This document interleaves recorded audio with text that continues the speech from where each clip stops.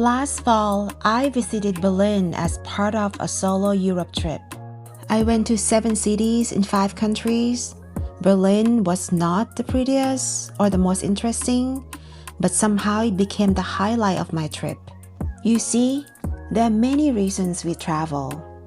Maybe we want to take a break from our routine and the stress that comes with it. Maybe we want to learn about other cultures.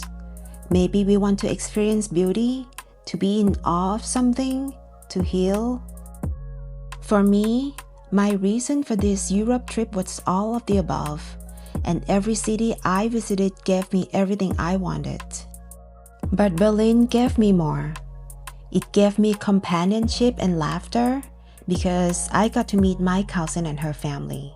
My cousin lived 2 hours away from Berlin. They came to pick me up at the airport, and when I saw her, I broke out crying. At the time, I had no idea why I was such a crying baby. After all, I have been what you might call a loner. I've lived most of my adult life outside the country I was born and grew up in, and I'm perfectly fine with it, happy even.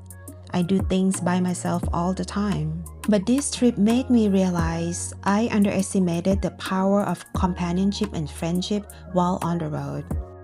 Just like food tastes better when shared with others, experiences are much more enjoyable when shared with other people, especially friends and family. There are actually studies on that, and there's a term for it: enjoyment. According to a Harvard University professor and expert on happiness, pleasure is fleeting, but if you share it with someone, you create a memory which intensifies the experience and makes happiness last longer. No wonder I had so much fun exploring Berlin with my cousin and her family. I learned so much about Germany and its people, which I will discuss in another video. We ate really well and laughed a lot. To me, this is a perfect trip. It's not what I expected, but in a good way.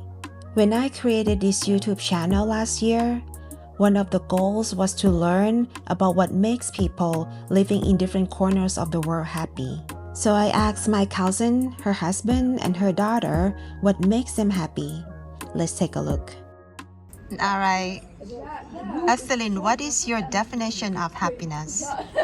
เอาอะไรเป็นภาษาไทยได้ไหมคะ ได้ก็อะไรที่จะทำให้มีความสุขก็คืออยากใช้ชีวิตแบบให้มันง่ายทุกวันหมายความว่าง่ายในแบบของทุกๆคนคืออยากจะทำงานตอนไหนก็ได้อยากจะตื่นตอนไหนก็ได้หมายความว่าถ้าเรามาถึงจุดที่เราสามารถทำได้แล้วนะคะก็คือว่าจะตื่นตอนไหนอยากจะปลูกต้นไม้ตอนไหนอยากจะมีนัดกับใครตอนไหนก็คือเหมือนกับทำตามอำเภอใจได้ถึงจะเรียกว่าชีวิตที่มีความสุขค่ะแล้วตอนนี้ตอบโจทย์ยังตอนนี้ก็ค่อนข้างตอบโจทย์ตรงที่ว่าถ้าเราไปทำงานที่ไหนแล้วเราไม่รู้สึกว่าเรามีความสุขก็เลือกงานใหม่ได้แล้วก็มีที่ทำงานใหม่ที่เราคิดว่าถ้าเราเสียงานวันนี้ไปพรุ่งนี้ไปสมัครที่ใหม่ก็มีคนที่รับเราเข้าทำงานทันทีก็น่าจะเป็นแฟกเตอร์ของความสุขอีกอย่างหนึ่งWafa, tell me, what is your definition of happiness? For me, the definition is to have a stable job and have Wohnung, apartment, accommodation. Yeah, accommodation, and that's you can go to work, but you don't need to work every day. I don't know, 5 days a week, and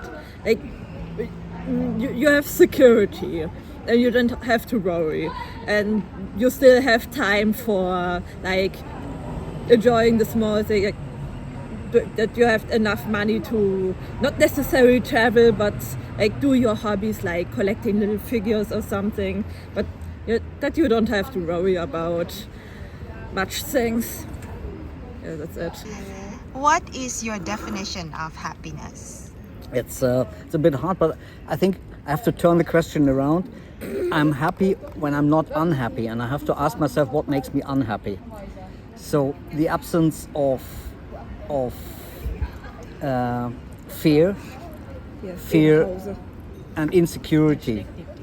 So fear from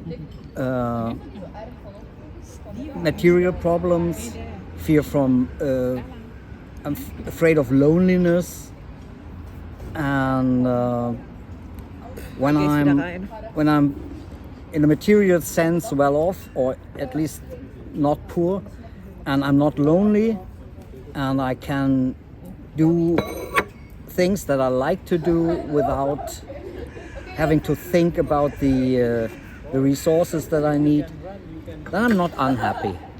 And so the absence of unhappiness makes me happy.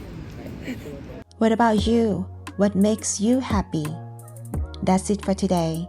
Thank you for watching. Until next time.